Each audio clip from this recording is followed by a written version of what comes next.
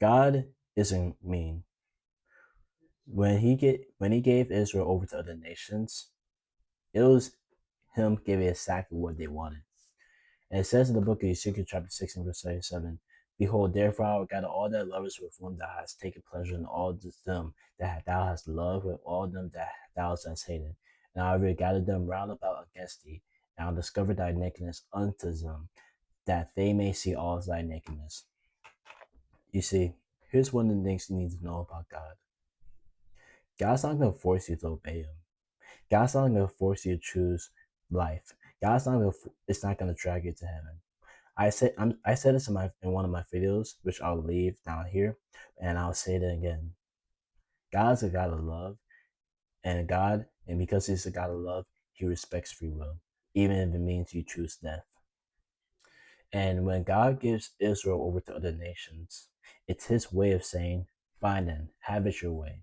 Since you want to serve the gods more than you want to serve me, then I'll put you into the land that served these false gods. And this is the same pattern, the same cycle today. It repeats itself. People wonder, why does God allow bad things to happen? Why does God allow this and that? It's God's fault. And God says the same thing He said to Israel, to every human being today.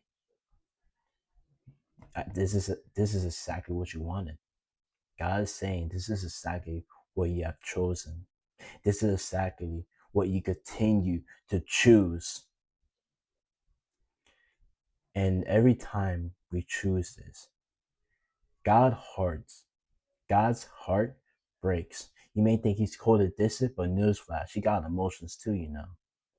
God's heart breaks every time we choose sin, every time we choose rebellion, because it leads to the very destructive path, a path that God doesn't even want us on. And that's the bad news. The good news is Christ died for this broken bride. Christ died for this broken people, us. Romans chapter 5 verse 8 says, But God commendeth his love toward us, in that while we were yet sinners, Christ died for us. The only way the true restoration of this world, the true redemption of this world, is through reconciliation with the Father, the one who made all things. And that's by placing our faith and trust in Christ Jesus and having a personal relationship with him. If you got something on this video, don't forget to like, subscribe, leave any comments if you have questions or concerns. Until then, don't be religious, follow Christ.